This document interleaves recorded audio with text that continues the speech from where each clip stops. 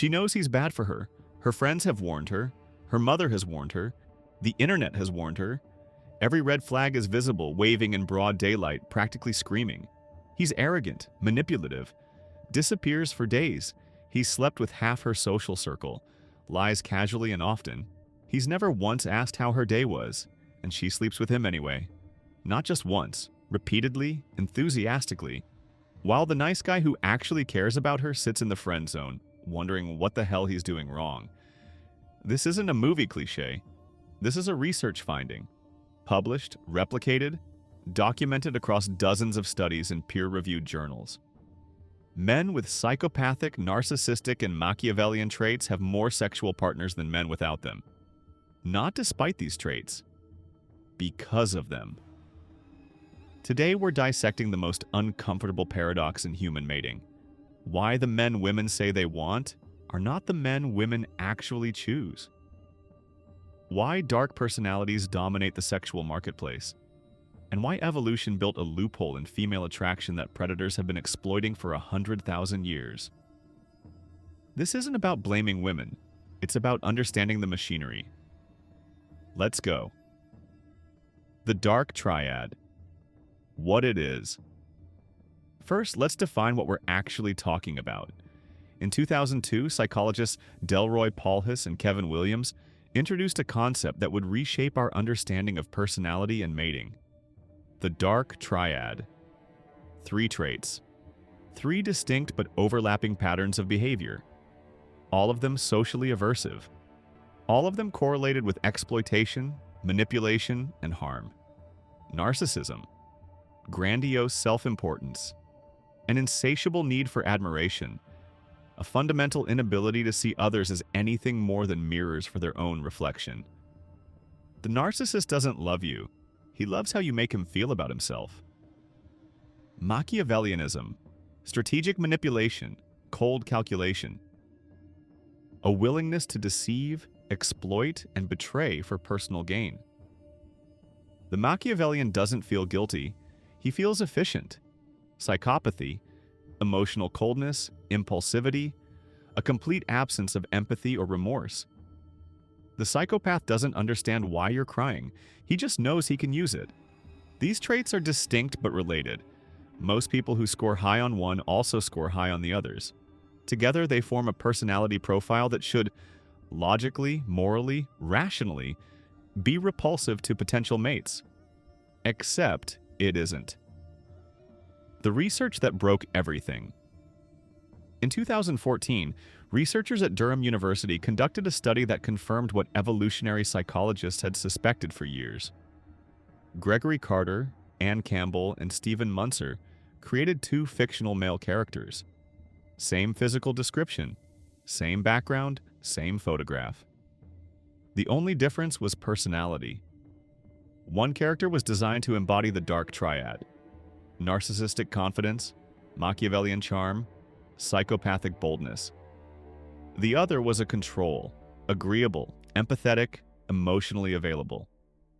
Then they showed these profiles to 128 women and asked one simple question: who's more attractive? The results were unambiguous. Women rated the Dark Triad character as significantly more attractive than the control. And this wasn't explained by correlated traits like extroversion or confidence.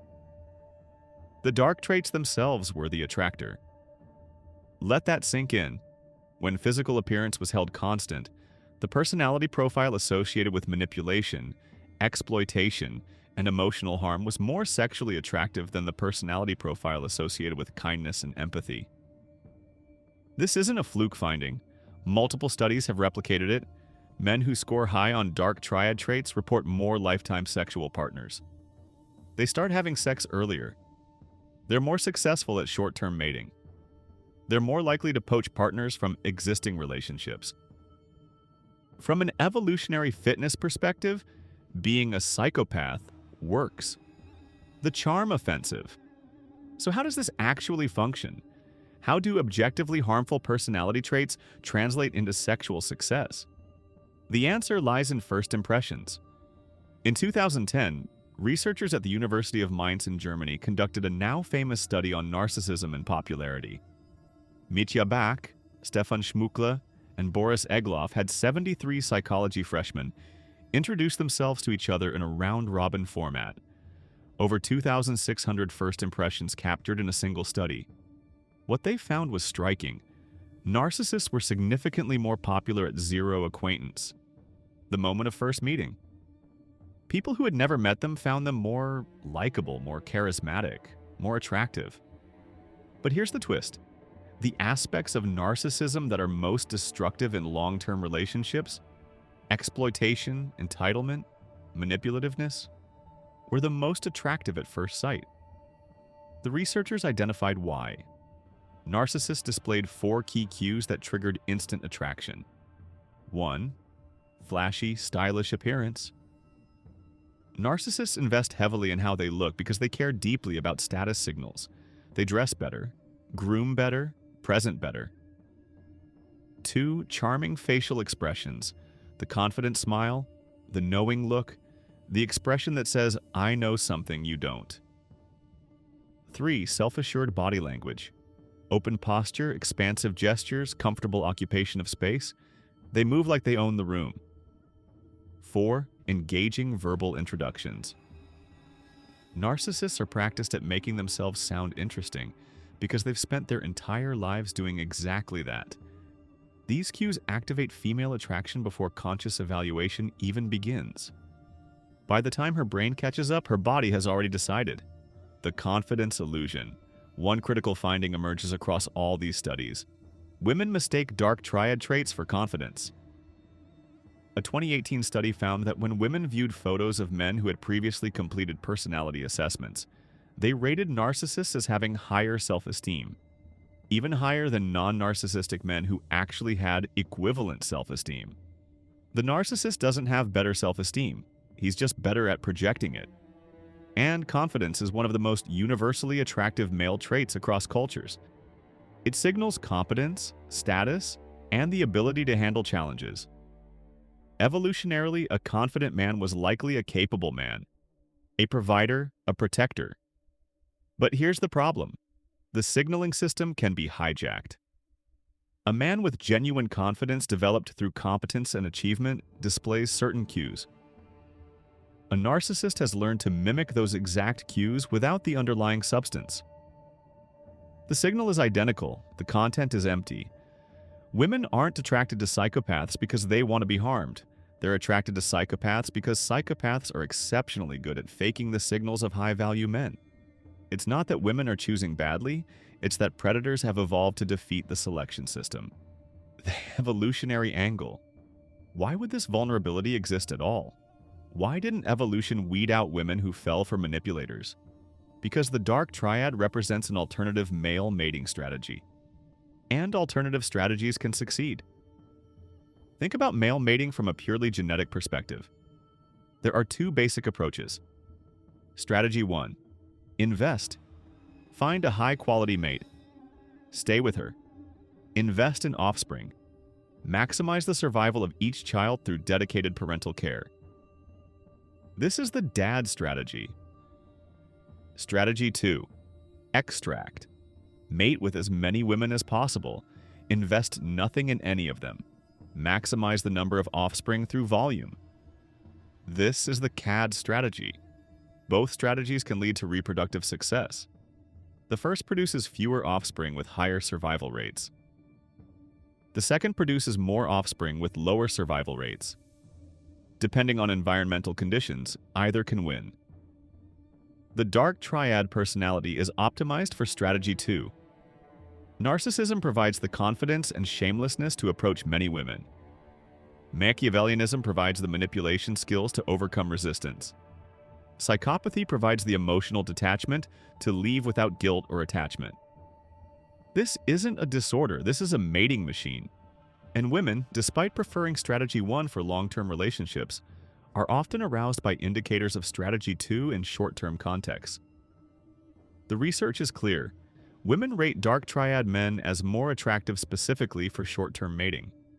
Flings, one-night stands, affairs. Her conscious mind wants a provider. Her ancient biology sometimes wants a conqueror.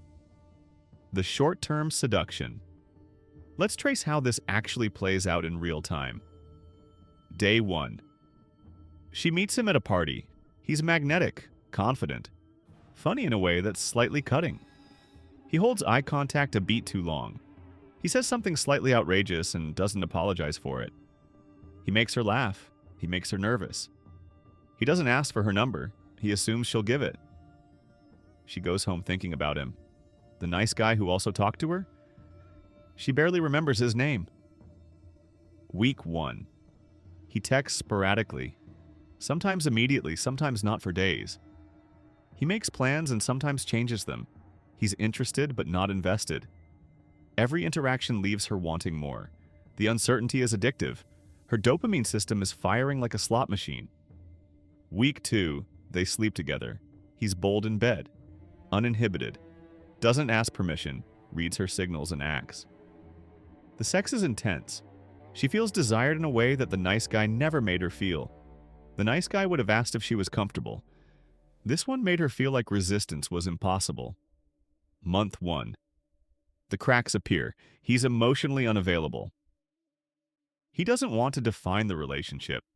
He disappears and returns with no explanation. He makes promises he doesn't keep. She starts to see the manipulation. But here's the thing. Her body is already attached. The bonding trap. Oxytocin, the bonding hormone, doesn't distinguish between good partners and bad ones. When a woman has sex with a man, her brain releases oxytocin. This hormone creates feelings of attachment, trust, and connection. It's the same hormone released during breastfeeding, designed to bond mother to child.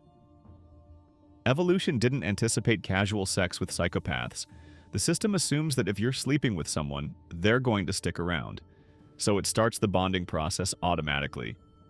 By the time she realizes what he is, week 4, month 2, whenever the mask fully slips, she's already chemically attached. Leaving feels like withdrawal. His intermittent attention triggers dopamine spikes. His emotional coldness triggers cortisol stress responses that paradoxically increase attachment. She's not staying because she's stupid. She's staying because her neurochemistry has been hijacked by a system designed for a different world. The nice guy never triggered these chemicals because he was available, consistent, and safe. Safety doesn't create intensity. Certainty doesn't trigger bonding hormones at these levels. The psychopath creates intensity through chaos, and intensity feels like love. Younger women are more vulnerable. The research shows a disturbing age pattern. A 2016 study of over 1,000 women found that younger women were significantly more attracted to Dark Triad traits than older women. Postmenopausal women actually rated the low Dark Triad personality as more attractive. Why? Several factors converge. Inexperience. Young women haven't yet learned to distinguish confidence from narcissism, boldness from recklessness, mystery from manipulation. These distinctions come from pattern recognition, and pattern recognition requires data. Getting burned teaches you what burns look like. Hormonal peaks. Women at peak fertility show stronger preferences for masculine dominant traits, even though these traits correlate with lower paternal investment. Evolution whispers, get the best genes now, figure out the rest later. Romantic idealism. Young women are more likely to believe they can change a man, fix him, be the exception. This belief makes them persist in relationships that older women would exit immediately. Lower detection ability. Manipulation detection is a skill that develops over time. Psychopaths can read people better than people can read psychopaths. In any given interaction, the predator has more experience predating than the prey has recognizing predators.